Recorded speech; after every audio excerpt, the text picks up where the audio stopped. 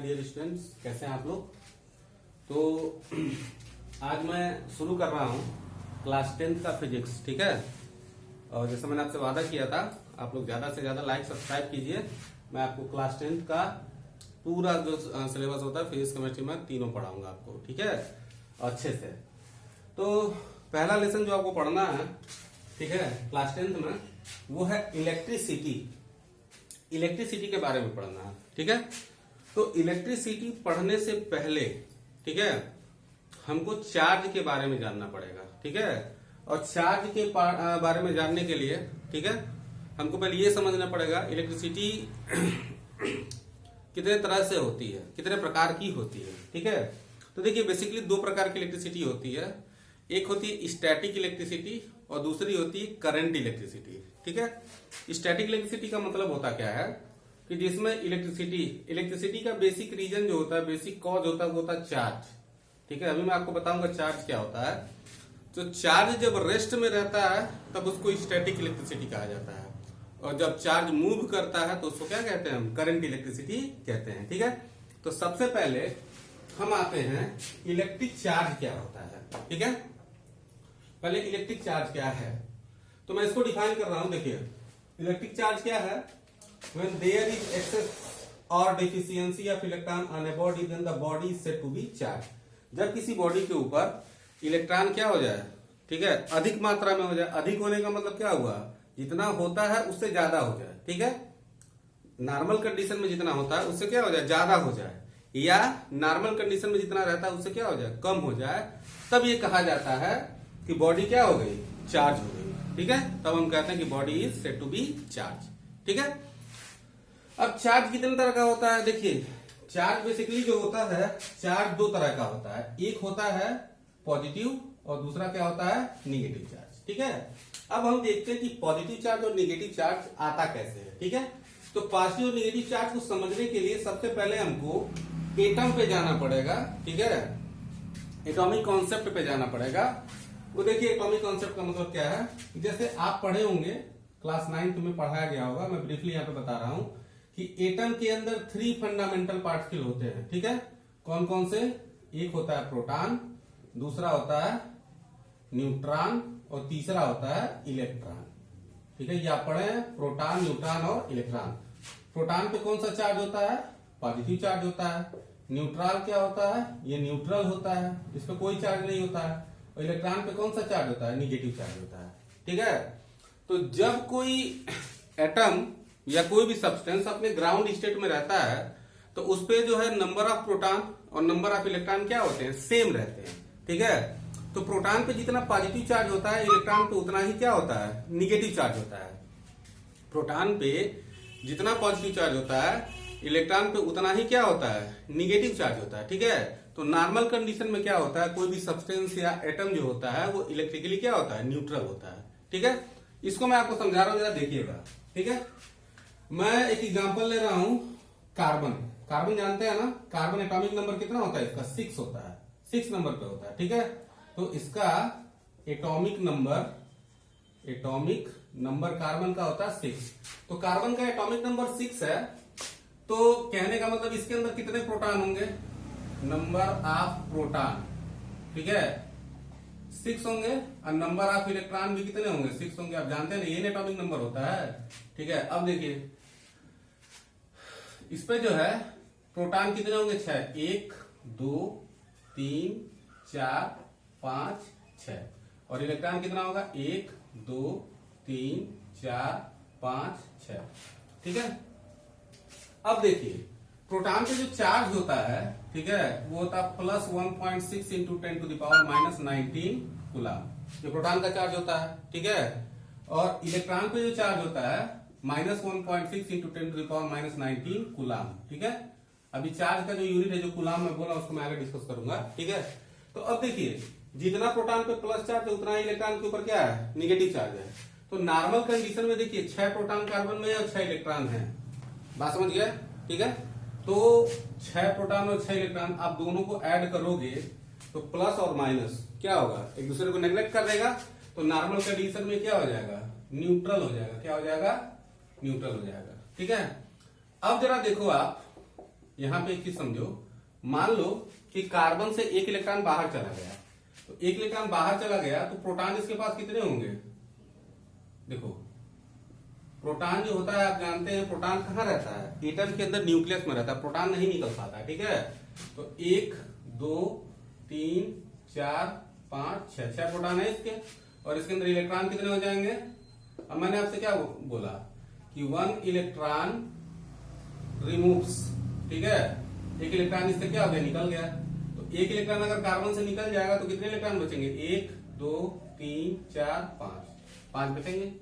बस समझे ना, एक निकल गया, ध्यान दीजिएगा। तो होगा क्या, 5 प्रोटॉन 5 इलेक्ट्रॉन को क्या करेंगे? न्यूट्रलाइज कर देंगे।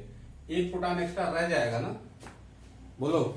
5 प्रोटॉन 5 इलेक्ट्रॉन को न्यूट्रलाइज कर दिए, एक प्रोटॉन एक्स्ट्रा रह गया, तो होगा क्या, इस केस में ये क्या हो जाएगा? पॉजिटिव चार्ज हो जाएगा। क्यों? इसलिए पॉजिटिव चार्ज हो जाएगा क्योंकि प्रोटॉन के ऊपर कौन सा चार्ज होता है? पॉजिटिव चार्ज होता है। बात समझ में आया? तो हम ये कह सकते हैं कि जब किसी बॉडी से इलेक्ट्रॉन क्या होता है? निकल जाता है, तो उस बॉडी के ऊपर कौन सा चार्ज आता है? पॉजिटिव चार्ज आता है। मतलब कि deficiency of electron means positive charge. ये डिफिशियंसी ऑफ इलेक्ट्रॉन है, क्योंकि नॉर्मल कंडीशन में कार्बन के ऊपर 6 प्रोटॉन होता है, ठीक है, सॉरी 6 इलेक्ट्रॉन होता है। अब उससे एक इलेक्ट्रॉन निकल गया, मतलब नॉर्मल कंडीशन से एक कम हो गया, तो जब एक कम हुआ तो कौन सा चार्ज आया? पॉजिटिव चार्ज आया। तो हम ये कह सकते हैं, आप इसको याद कर रखिएगा कि note deficiency of electron, deficiency of electrons, ठीक है, इसकी वजह से क्या आता है? पॉजिटिव चार्ज आता है। क्या आता है? पॉजिटिव चार्ज, ठीक है। अब जो है एक चीज और डिस्कस कर लेते हैं कि मान लीजिए कि एक इलेक्ट्रॉन जो है वो गेन कर लेता है, 1 इलेक्ट्रॉन गेन, ठीक है। तो अब देखिए प्रोटॉन कितने होंगे कार्बन के पास? 1 2 3 4 5 6। इलेक्ट्रॉन कितने होंगे? इलेक्ट्रॉन होंगे 1 2 3 4 5 6। अब मैं क्या कह रहा हूं, एक इलेक्ट्रॉन बाहर से आ गया, ये एक्सेस हो गया, एडिशनल इलेक्ट्रॉन हो गया। तो इस केस में क्या होगा? 6 प्रोटॉन 6 इलेक्ट्रॉन को क्या करेंगे? न्यूट्रलाइज कर देंगे ना। बचेगा क्या? एक इलेक्ट्रॉन बच जाएगा, बचा। और इलेक्ट्रॉन पे कौन सा चार्ज होता है? मैंने आपको क्या बताया? निगेटिव चार्ज, ठीक है। तो इस एटम के ऊपर कौन सा चार्ज आएगा? निगेटिव चार्ज आ जाएगा। बात समझ गया? तो इस एटम के ऊपर कौन सा चार्ज आ जाएगा? निगेटिव चार्ज आ जाएगा, ठीक है। तो कहने का मतलब क्या हुआ, एक चीज आप और समझ लीजिएगा अब यहाँ पे कि अगर किसी बॉडी के ऊपर एक्सेस ऑफ इलेक्ट्रॉन है, excess of electrons means negative charge. इसका मतलब क्या हुआ? Negative charge. समझ में आ गई बात? ठीक है। तो चार्ज आने का बेसिक रीजन क्या होता है? चार्ज आने का बेसिक रीजन होता है इलेक्ट्रॉन का ट्रांसफर। जब किसी बॉडी से इलेक्ट्रॉन क्या होता है? निकल जाता है, तब उस बॉडी के ऊपर पॉजिटिव चार्ज आता है। और जब इलेक्ट्रॉन क्या होता है? आ जाता है, तब निगेटिव चार्ज होता है, ठीक है। अब जैसे देखो यहाँ पे एक इलेक्ट्रॉन निकल गया है ना, तो एक पॉजिटिव चार्ज आता है। अगर एक इलेक्ट्रॉन और निकल जाएगा तो 2 प्रोटॉन बच जाएंगे ना, तो 2 पॉजिटिव चार्ज आ जाएगा, 2 प्रोटॉन के बराबर। उसी तरीके से 3 निकल जाएंगे तो 3 प्रोटॉन के बराबर, ठीक है। तो यही होता है, यही जो है चार्ज का कॉन्सेप्ट है कि चार्ज कैसे आता है, ठीक है। तो देखो डेली लाइफ में भी हम चार्ज देखते हैं, ठीक है, कि जैसे आप एक कम ले लीजिए, कंघी सूखी हुई, ठीक है, उसको अपने बालों से रगड़ लीजिए, ठीक है। बालों से रगड़ेंगे तो क्या होगा? उसके बाद कागज के छोटे छोटे टुकड़े ले लीजिए। अब उसको, या आपका पेन ही है, जो पेन होता है, पेन से अपने बाल को रगड़िए और कागज के छोटे छोटे टुकड़ों के पास क्या करिए? ले जाइए। आप ले जाएंगे तो कागज के छोटे छोटे टुकड़ों को क्या करेगा? अपनी तरफ अट्रैक्ट करता है। क्या करता है? अपनी तरफ अट्रैक्ट करता है, ठीक है। मतलब जानते हैं क्या होता है? उससे ये होता है कि जो आपका पेन होता है वो चार्ज हो जाता है, ठीक है। पेन क्या होता है? चार्ज हो जाता है। ऐसे ही बहुत सारी चीजें आप पढ़े होंगे कि ग्लास राड को अगर बिल्ली की खाल से रगड़ते हैं तो वो चार्ज हो जाता है, ठीक है। बात समझ में आ रहा है? तो यही क्या है? चार्ज है, ठीक। अब हम आते हैं कि चार्ज का यूनिट क्या होता है। तो जैसे मैंने आपको बताया कि प्रोटॉन पे क्या होता है? 1.6 into 10 to the power minus 19 coulomb charge होता है। इलेक्ट्रॉन पे कितना होता है? Minus 1.6 into 10 to the power minus 19 coulomb होता है। तो एक साइंटिस्ट थे, उनका नाम था कूलम, ठीक है। तो चार्ज का जो यूनिट होता है वो कूलम होता है, उन्हीं के नाम पे कूलम रखा गया है, ठीक है। चार्ज का यूनिट क्या होता है? कूलम होता है। और इसके छोटे यूनिट जो होते हैं जैसे माइक्रोकुलाम, माइक्रोकुलाम जो होता है 1 कुलाम का 10 लाखवां भाग होता है, 10⁻⁻6 कुलाम, इसको म्यू कहा जाता है, mu C equal to 10⁻⁻6 coulomb. दूसरा होता है मिली कुलाम, ये 10⁻³ कुलाम होता है, ये 1 कुलाम का क्या होता है 1000वां भाग होता है। तो this is the unit of charge. तो आपको चार्ज समझ में आ गया होगा, ठीक है। तो वीडियो पॉज करके आप इसको पहले नोट कर लीजिए। अब हम आते हैं, चार्ज आपको समझ में आ गया होगा। अब जो चार्ज के बीच फोर्स लगता है, ठीक है, या कोई चार्ज बॉडी होती है और दूसरे अनचार्ज बॉडी के बीच भी क्या होता है फोर्स लगता है। तो इस फोर्स कैसा लगता है इसको डिस्कस करते हैं, ठीक है। तो देखिए, like charges repel each other, like charge एक दूसरे को क्या करते हैं रिपेल करते हैं। तो लाइक चार्ज एक दूसरे को रिपेल करने का मतलब क्या हुआ कि अगर दो पॉजिटिव चार्ज है, ठीक है, जैसे मान लीजिए ये भी पॉजिटिव चार्ज है, ये भी पॉजिटिव चार्ज है, दोनों एक दूसरे के पास आएंगे तो इनके बीच क्या होगा फोर्स ऑफ रिपल्सन लगेगा, मतलब दोनों एक दूसरे को क्या करेंगे धक्का देंगे, ठीक है। और अगर एक पॉजिटिव है दूसरा क्या है निगेटिव है, ठीक है, तब क्या होगा उनके बीच फोर्स ऑफ अट्रैक्शन लगता है। देखिए, like charges repel each other, unlike charges attract each other, ठीक है। तो जब एक प्लस होगा और दूसरा माइनस होगा तब उसको क्या कहते हैं अनलाइक कहते हैं, ठीक है। तो चाहे प्लस प्लस हो फोर्स ऑफ रिपल्सन लगेगा, एक माइनस हो और दोनों माइनस हो तभी तो लाइक चार्ज हुए, तभी क्या होगा, सॉरी ये मैंने गलत लिख दिया है, फोर्स ऑफ क्या लगेगा रिपल्सन लगेगा। बात समझ में आ रहा है, क्योंकि माइनस माइनस भी है तभी तो लाइक चार्ज ही हुआ ना, तो रिपल्सन लगेगा। लेकिन अगर अनलाइक चार्ज है, एक प्लस है और दूसरा क्या है माइनस है, तो उनके बीच क्या होता है फोर्स ऑफ अट्रैक्शन लगता है, ठीक है। दूसरी चीज ये होती है कि कोई भी चार्ज बॉडी होती है वो किसी अनचार्ज बॉडी को क्या करती है अट्रैक्ट करती है, ठीक है। जैसे मैंने अभी आपको बताया था कि आप अपने पेन को लीजिए अपनी बाल में रगड़ लीजिए, ठीक है, और बाल में रगड़ करके जब आप कागज के छोटे छोटे टुकड़ों के पास ले जाते हैं तो कागज के छोटे छोटे टुकड़ों को क्या करता है अट्रैक्ट करता है। अब होता क्या है कि आपका जो पेन होता है वो पेन चार्ज हो जाता है, बात समझ गए। लेकिन कागज के जो छोटे छोटे टुकड़े होते हैं वो क्या होते हैं अनचार्ज होते हैं, लेकिन फिर भी क्या करता है वो अट्रैक्ट करता है, बात समझ गए। तो इसीलिए एक चीज और भी कहा जाता है कि स्टेटमेंट है कि repulsion is sure test of charging, दो बॉडी चार्ज है कि नहीं है, ठीक है, इसका पता हम सिर्फ और सिर्फ रिपल्सन से लगा सकते हैं। इसलिए लगा सकते हैं कि जैसे मान लीजिए एक अनचार्ज बॉडी है और एक चार्ज बॉडी है, तब भी इसको अट्रैक्ट कर रहा है ना, बात समझ में आ रहा है। तो अगर ये इसको अट्रैक्ट कर रहा है तो दो पॉसिबिलिटी है, या तो ये दोनों अनलाइक हो या एक चार्ज हो दूसरा क्या हो अनचार्ज हो। तो हम ये नहीं कह सकते कि दोनों चार्ज हैं, ठीक है। और अगर दोनों सेम चार्ज होंगे, ये भी प्लस होगा ये भी प्लस होगा, तो क्या होगा रिपेल करेगा, दोनों माइनस होगा तब क्या होगा रिपेल करेगा, ठीक है। तो इस स्टेटमेंट को याद रखिएगा कि repulsion is the sure test of charging, ठीक है। और किसी भी बॉडी पे चार्ज का पता लगाने के लिए ये बॉडी चार्ज है कि नहीं चार्ज है, कई सारे इंस्ट्रूमेंट होते हैं, उसमें एक इंस्ट्रूमेंट होता है इलेक्ट्रोस्कोप, इलेक्ट्रोस्कोप इसी प्रिंसिपल पे क्या है बेस्ड है, ठीक है। अब बात आती है कि किसी बॉडी के ऊपर कितना चार्ज आता है, ठीक है। तो मैंने आपको क्या बताया था, चार्ज का कॉन्सेप्ट जो मैंने आपको बताया है, तो मैंने बताया है कि व्हेन देयर इज एक्सेस और deficiency of electron on a body then the body is said to be charge. तो कुल मिला जुला करके यही कहना है कि किसी बॉडी से इलेक्ट्रॉन चला जाता है तो पॉजिटिव चार्ज आता है और चला आता है तो निगेटिव चार्ज आ जाता है। तो कितने इलेक्ट्रॉन गए कितने इलेक्ट्रॉन आए, इसी के ऊपर जो है किसी बॉडी के ऊपर कितना चार्ज है ये डिपेंड करता है, ठीक है। तो देखिए मैंने यहाँ पे क्या लिखा है, the quantity of charge Q, charge को क्यू से रिप्रेजेंट किया जाता है on a body, Q is equal to plus minus n I, ठीक है। प्लस माइनस मैंने इसलिए लिखा है कि अगर प्लस होगा तो मतलब पॉजिटिव चार्ज है और अगर माइनस होगा तो निगेटिव चार्ज है। यहाँ पे एन क्या होता है नंबर ऑफ इलेक्ट्रॉन ट्रांसफर्ड, जितने इलेक्ट्रॉन ट्रांसफर होते हैं, ट्रांसफर होने का मतलब चले गए या चले आए, ठीक है। मतलब कि सब्सटेंस से चले गए या चले आए, तो चले जाएंगे तो क्या होगा पॉजिटिव चार्ज होगा और चले आएंगे तो क्या होगा निगेटिव चार्ज होगा, बात समझ में आया, ठीक है। तो वही मैंने लिखा है। और हाँ ई इक्वल टू क्या होता है 1.6 इंटू 10⁻⁻19 कूलम, इसको इलेक्ट्रॉनिक चार्ज कहा जाता है, ठीक है।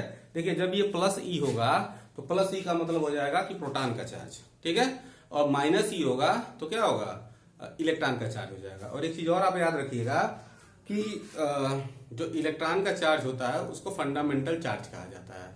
तो charge of electron is called as fundamental charge because उससे छोटा चार्ज पॉसिबल नहीं है, ठीक है। इस अर्थ पे उससे छोटा चार्ज क्या होता है पॉसिबल नहीं होता है, सबसे छोटा चार्ज वही है, ठीक है।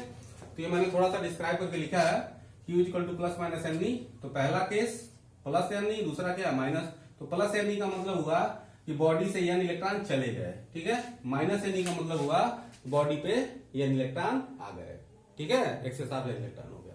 समझ में आया? तो इस फार्मूले से हम क्या कर सकते हैं, चार्ज निकाल सकते हैं, ठीक है।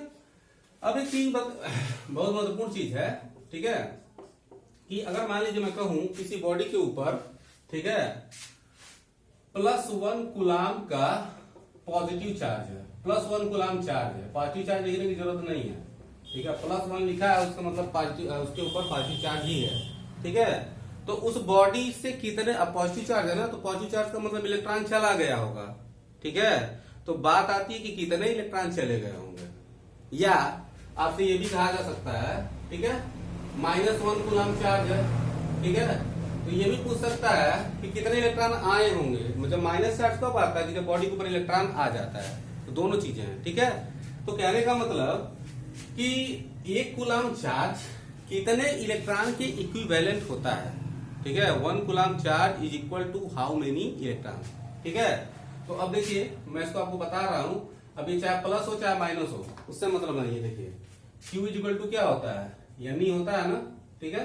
तो यहाँ पे मैं आपसे क्या कह रहा हूं कि Q कितना है, 1 कूलाम है, ठीक है। और इलेक्ट्रॉनिक चार्ज मैंने आपको बताया 1.6 into 10 to the power minus 19 coulomb.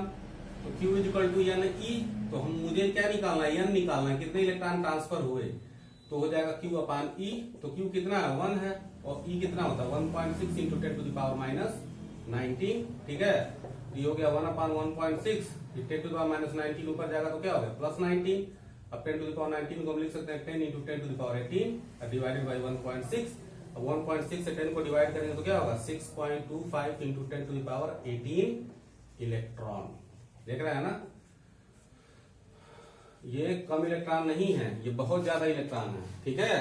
कहने का मतलब हुआ कि 1 कूलाम चार्ज जो होता है, ठीक है, वो किसके इक्विवेलेंट होता है, 6.25 into 10 to the power 18 electron के बराबर होता है, ठीक है। कहने का मतलब ये हुआ कि अगर किसी बॉडी से इतने इलेक्ट्रॉन चले जाएंगे, ठीक है, तो उस पर +1 कूलाम का क्या होगा, पॉजिटिव चार्ज आ जाएगा। और अगर किसी बॉडी पे इतने इलेक्ट्रॉन आ जाएंगे तो उस पर क्या हो जाएगा, -1 कूलाम का निगेटिव चार्ज आ जाएगा। बात समझ गए? तो 1 कूलाम चार्ज जो होता है 6.25 into 10 to the power 18 electrons के क्या होता है, इक्विवेलेंट होता है, ठीक है। तो उम्मीद है कि आप लोग को समझ में आ गया होगा, ठीक है। वीडियो पॉज करके आप लोग इसको नोट कर लीजिए। तो ये हमने क्या हुआ, चार्ज के बारे में पढ़ लिया, ठीक है। और ये चार्ज जो है ये स्टैटिक इलेक्ट्रिसिटी में मैंने आपको पढ़ाया है, ठीक है। अब हमको आगे पढ़ना है इलेक्ट्रिक करंट के बारे में। किसके बारे में, इलेक्ट्रिक करंट, ठीक है। लेकिन इलेक्ट्रिक करंट को पढ़ने से पहले हमको एक चीज समझना पड़ेगा, ठीक है। समझना क्या है, एक चीज देखिए आप कि अब ऐसा मान लो मैं आपसे कहूं कि आप लकड़ी का तार, ड्राई वुड है, सूखी लकड़ी, उसका तार बना दीजिए, ठीक है, या धागे का तार बना दीजिए और उससे बल्ब जलाइए। क्या ये पॉसिबल है? नहीं पॉसिबल है। क्यों नहीं पॉसिबल है? क्योंकि आप देखते हैं कि जो घर में वायर यूज होता है वो क्या होता है, या तो कॉपर का होता है या तो एल्यूमिनियम का होता है, ठीक है। तो कहने का मतलब ये होता है कि कुछ ही सब्सटेंस होते हैं कि जिनसे इलेक्ट्रिसिटी का फ्लो होता है, मतलब चार्ज फ्लो कर सकता है, ठीक है। तो देखिए उसके हिसाब से जो सब्सटेंस होते हैं, ठीक है, उन सब्सटेंस को 3 कैटेगरी में बांटा गया है। एक होते हैं कंडक्टर, क्या होते हैं, कंडक्टर, ठीक है। दूसरे होते हैं इंसुलेटर, ठीक है। और तीसरे होते हैं, ठीक है, उनको कहा जाता है सेमी कंडक्टर, सेमी कंडक्टर, ठीक है। इंसुलेटर का दूसरा एक नाम होता है, इसको डाई इलेक्ट्रिक भी कहा जाता है, इलेक्ट्रिक, ठीक है। तो कंडक्टर का मतलब क्या होता है, देखो कंडक्टर क्या होते हैं कि जिनसे चार्ज फ्लो कर सकता है, चार्ज कैन फ्लो, ठीक है। और जब चार्ज फ्लो करता है तभी करंट भी फ्लो करती है, ठीक है। तो जैसे एग्जांपल जितने मेटल होते हैं, ठीक है, जैसे कॉपर हो गया, Cu कॉपर, Ag, ठीक है, सिल्वर हो गया, आयरन हो गया, एल्यूमिनियम हो गया, ठीक है, मरकरी हो गया, ये सब कंडक्टर होते हैं, ठीक है। और एक चीज ये सिल्वर जो होता है, silver is the best conductor, silver is the best conductor, ठीक है। सिल्वर क्या होता है, बेस्ट कंडक्टर होता है इलेक्ट्रिसिटी का। इससे चार्ज जो होता है बहुत आसानी से फ्लो करता है, ठीक है। लेकिन सिल्वर का तार हम बनाएंगे तो बहुत महंगा पड़ता है, इसलिए बनाया नहीं जाता है, ठीक है। दूसरा क्या होता है, इंसुलेटर। इंसुलेटर क्या होते हैं कि इनसे चार्ज क्या होता है, कैन नॉट फ्लो, ठीक है, चार्ज इनसे फ्लो नहीं करता है। अब एक बात आती है कि कंडक्टर में फ्लो क्यों करता है। देखो कंडक्टर में इसलिए फ्लो करता है कि इनके पास फ्री इलेक्ट्रॉन होते हैं। क्या होते हैं, फ्री इलेक्ट्रॉन, ठीक है। इलेक्ट्रॉन भी चार्ज ही है ना, तो यही जो फ्री इलेक्ट्रॉन जब फ्लो करता है तो उसी को हम क्या कहते हैं, इलेक्ट्रिक करंट कहते हैं, और क्या कहते हैं, चार्ज फ्लो कर रहा है, ठीक है। बात समझ गए। इंसुलेटर में क्या होता है, इंसुलेटर में no free electron, free electron इसमें नहीं होता है। बात समझ गए, इसमें कोई फ्री इलेक्ट्रॉन नहीं होता है, ठीक है। जैसे क्या हुआ, पेपर हो गया, वैक्स हो गया, प्योर वाटर हो गया, प्योर वाटर, ठीक है, ड्राई वुड, ठीक है, प्लास्टिक, ठीक है, ये सब क्या होते हैं, इंसुलेटर होते हैं। तीसरे होते हैं सेमीकंडक्टर। अब सेमीकंडक्टर क्या है, देखिए सेमीकंडक्टर का वही समझ लीजिए कि जैसे कंडक्टर में चार्ज फ्लो करता है, इंसुलेटर में नहीं करता है, ठीक है। इसमें क्या करता है, इसकी कंडक्टिविटी जो होती है इन दोनों के बीच में होती है। बात समझे, जैसे मेल होता है फीमेल होता है तो बीच वाली भी कैटेगरी होती है, आप जानते ही होंगे। तो वैसे ये भी है, सेमीकंडक्टर है, ठीक है। जैसे सिलिकॉन हो गया, जर्मेनियम हो गया, ये सेमीकंडक्टर है। इनकी जो कंडक्टिविटी होती है, इनसे करंट फ्लो करता है लेकिन बहुत कम करता है। बात समझ गए। और इसमें करंट का फ्लो कराने के लिए कुछ स्पेशल कंडीशन, इसमें कुछ इंप्योरिटीज मिलानी पड़ती हैं, ठीक है। तब ये क्या होते हैं, कंडक्टर बनते हैं। तो उससे डायोड बनाया जाता है, ट्रायोड बनाया जाता है, या ट्रांजिस्टर बनाया जाता है। ये आपको आगे क्लासेस में पढ़ना है, ठीक है। तो सेमीकंडक्टर जो होते हैं, बस ये समझिए कि इनकी कंडक्टिविटी कंडक्टर और इंसुलेटर के क्या होती है, बीच में होती है, ठीक है। तो उम्मीद है आप लोगों को ये समझ में आया होगा। ये बेसिक कॉन्सेप्ट मैंने अभी चार्ज का आपको बताया था, ठीक है। वीडियो समझ में आया हो तो इसको लाइक कीजिए, सब्सक्राइब कीजिए और ज्यादा से ज्यादा शेयर कीजिए। धन्यवाद।